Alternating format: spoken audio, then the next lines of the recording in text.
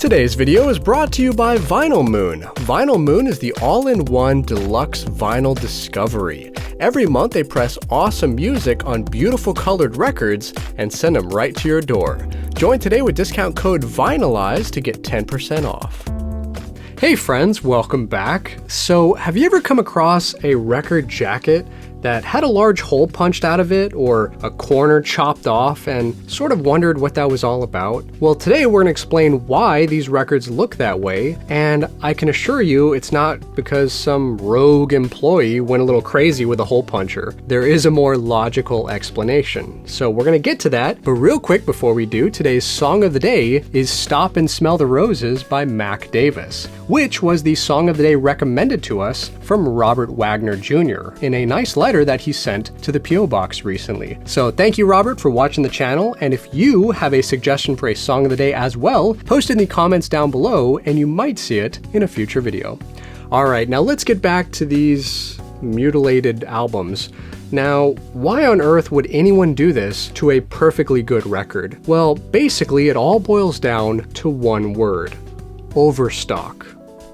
Let me explain. So back in the 1960s, 12-inch vinyl records started becoming more popular with the general public. And the reason people liked these new long-playing records, or LPs for short, was because up to that point, they had only experienced these 7-inch records, which spun at 45 RPM and could only fit one song per side. So 2 songs per record. However, with these newer LPs, since they were physically larger and spun at 33 RPM, they could fit an entire album on one record. So that was a welcome change. So throughout the 60s, these things were flying off the shelves. Or should I say, flying out of the crates? They were popular. So popular, in fact, that the record labels pressing all of this music would often make the mistake of overestimating the number of albums they were going to sell. Basically, they made too many. So for example, let's say that you're the CEO of Capitol Records and you're about to press the Beach Boys album Pet Sounds. How many copies are you going to need? Well, since the Beach Boys are pretty popular right now, let's go ahead and get 500,000 copies. So they go ahead and press 500,000 copies. But here's the problem. The album gets released and several months go by, but it's only sold 200,000 copies. And it's not flying off the shelves anymore. So what do we do with the other 300,000 copies that the record shops return back to us? Well, more often than not, the record companies would then purposefully damage the record jacket in some way, either by punching a hole in it or chopping off a corner, and then these cutouts, as they came to be known, would then be resold to the shops in bulk for a huge discounted price. Basically, they just wanted to get rid of them.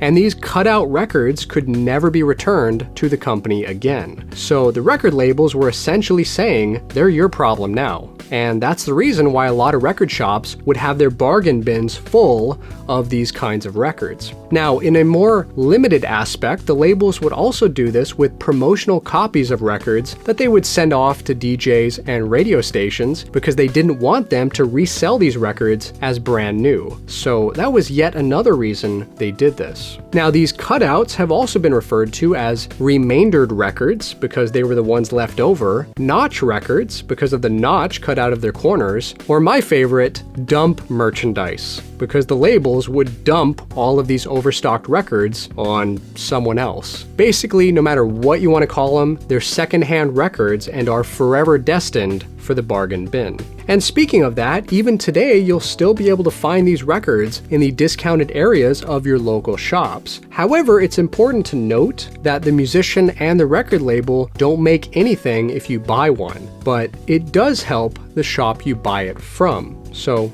that's nice. It's always good to support small businesses, especially after 2020. Now, as a side note, the most obvious thing you should know is that these cutouts don't affect the sound quality in any way. So if you don't mind the hole punch or the notch, then you might actually be able to get some of your favorite albums at a big discount. So that might be something worth looking into. And some of them might even still be sealed. Now, although this process of disfiguring merchandise might sound weird, it's actually nothing new. Publishers for decades have also done this with overstocked books. They're called remaindered books, or stripped books. The remaindered books would usually have a mark or symbol of some kind in ink near the spine, and the stripped books would actually have their covers ripped off, like in this photo, which honestly look terrible. So actually, compared to that, a hole punch isn't looking too bad. So although tragic, this process of damaging the overstock has pretty much been repeated with all forms of physical media, including CDs, cassettes, and 45 singles. Now you might be wondering, are they still doing this? And the good news is that they are not. Since the root of the problem stemmed from overstock, today the labels press records in smaller quantities. And after those sell out, if the demand is still good, then they press another limited batch. Basically today, they're only pressing what they need. Hallelujah. No more overstock, no more damaged records. Now, as far as the cutouts in my collection, I have Krabby Appleton's self-titled album, which has a prominent hole in the bottom left corner, the Mamas and the Papas anthology album, A Gathering of Flowers, which has a drilled hole in the top right corner, Mama Cass's solo album, Make Your Own Kind of Music, which has another drilled hole in the bottom left corner, and finally Diodato's album, Prelude, which has the largest diameter hole punched out of the top right corner. And if you look a little bit closer here,